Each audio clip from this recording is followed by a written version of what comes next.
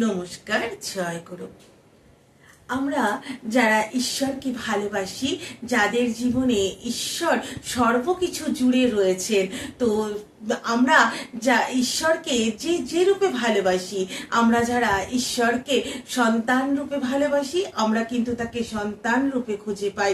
যারা তাকে পিতা রূপে ভালোবাসি, আমরা তাকে পিতা বলেই খুঁজে পাই।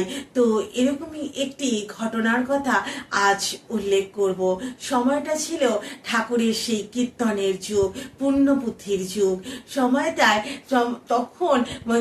তখন পাবনা তথা কুষ্টিয়া, কাশীপুর, এই সমস্ত জায়গাগুলো তখন কীর্তনে মেতে উঠেছে এবং প্রত্যেক দিন রাত্রির বেলা উদ্দাম নৃত্যে কীর্তন হতো, এক এক দিন এক একজনের বাড়িতে।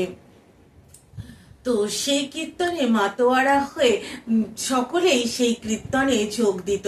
তাদের মধ্যে পানু এবং মুকুন্দ, তারা দুই ভাই, তারাও প্রত্যেক দিন ঠাকুরের সঙ্গে কীর্তন করতে যেতেন। তো তারা প্রতি রাতে যখন কীর্তন করতে যেতেন, তাদের ঘরে যুবতী দুজন স্ত্রী থাকতো। তো সেই স্ত্রীরা প্রতিদিনই তাদেরকে বলতেন যে আজকে না গেলে হতো না, আজকে আমাদের তো রাত্রির বেলা তোমরা থাকো না, আমাদের খুব ভয় করে। তো সেই ওই পানু এবং মুকুন্দ বলতো, ভয়ের কি আছে, ঠাকুর তো আছেন। তো একদিন সত্যি সত্যি তাদের দুই স্ত্রী ভাবলেন যে ঠিকই তো, আমরা ভয় কেন পাই, ঠাকুর তো রয়েছেন, তিনিই তো আমাদের বাবা, তিনিই তো আমাদের সর্বকিছু দিয়ে সব সময় রক্ষা করে চলেছেন, আমরা ভয় পাওয়ার কিছু নেই। তো সেদিন রাত্রিবেলা তারা ঠাকুরের যে পটমূর্তি তাদের ঘরে, সেই পটমূর্তির সামনে বলে দুই যা ঘুমোতে গেলেন যে বাবা আমরা ঘুমাতে যাচ্ছি, তুমি দেখো। তো তারা যখন ঘুমাচ্ছে, হঠাৎ দেখছে পায়ের শব্দ, খটখট করে আওয়াজ হচ্ছে। তো তারা দুই যাই দরজা খুললো। প্রথমে ভয় পাচ্ছিল যে কে না কে এসছে, তারপরে খুব সাহস নিয়ে ভাবলো ঠাকুর তো আছেন। তো সাহস নিয়ে তারা যখন দরজা খুললেন, দেখলেন ঠাকুর পায়চারি করছেন।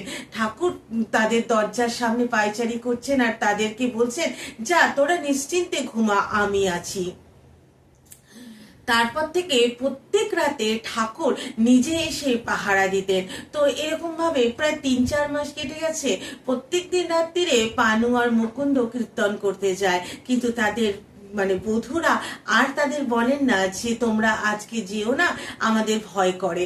তো তারা একদিন দুই ভাই ভাবছেন যে আগে তো তাদের বউরা তাদেরকে যেতে বারণ করতেন, এখন তো আর বলেন না, কিন্তু কেন বলে না?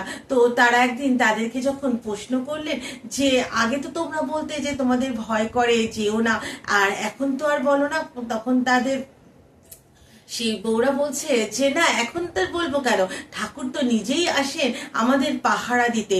তখন সেই পানু আর মুকুন্দ তখন দু চোখ ভরে তাদের জল, তারা তখন বলছেন যে ঠাকুর তো রোজ রাতে আমাদের সাথে কীর্তন করেন, তাহলে কখন আসেন, কিভাবে আসেন তিনি পাহারা দিতেন? এই হলেন ঠাকুর, তিনি পিতা রূপে তার সন্তানদেরকে রক্ষা করে চলেছেন।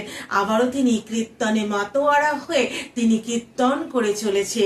সেই পুণ্যপুঁথির যুগ, সেই অমরত্বের যুগ, যে যুগে ঠাকুর তার সর্বশক্তিকে আমার পৃথিবীর মাঝে প্রদান করেছিলেন। এই পুণ্যপুঁথির যুগেই তো সেই তার যে ভাববাণী, তার যে ভাবময় অবস্থা, তিনি যে স্বয়ং পুরুষোত্তম, তারই সাক্ষ্য তিনি রেখেছেন। তো এই হলেন ঠাকুর, যাকে আমরা পিতা রূপে ভালোবাসি, আমরা কেউ সন্তান রূপে তাকে ভালোবাসি। তো আমরা তাকে যেভাবে ভালোবাসি, আমরা কিন্তু তাকে সেভাবেই খুঁজে পাই। তাই আমরা প্রত্যেকে নিশ্চিন্তভাবে শুধু ঠাকুর একটি বাণীতে বলেছেন না, তুমি বসে ভাবছো কি, যিনি ভাববার তিনি ভাববেন। তাই আমরা শুধু তাকে ভাববো, তিনি আমাদের আছেন। তার আমরা শুধু তার কথাই যদি ভাবি, আমরা যদি তারই কাজ করি, তাহলে আমাদের মঙ্গলের জন্য আর আমাদেরকে ভাবতে হবে না। তিনি নিজে এসে আমাদের রক্ষা করেন, তিনি নিজে আমাদের সমস্ত দায়িত্বকে গ্রহণ করেন। তাই আমরা প্রত্যেকে তাকে শ্রদ্ধা, ভক্তি, ভালোবাসায় ভরিয়ে দেব। আমাদের জীবনে সর্বোচ্চ যেন তিনি থাকেন, তার থেকে বেশি প্রিয়, তার থেকে বেশি আপন আমাদের জীবনে যেন কেউ কখনো হয়ে না ওঠে। আজ এই পর্যন্তই। নমস্কার, জয় গুরু।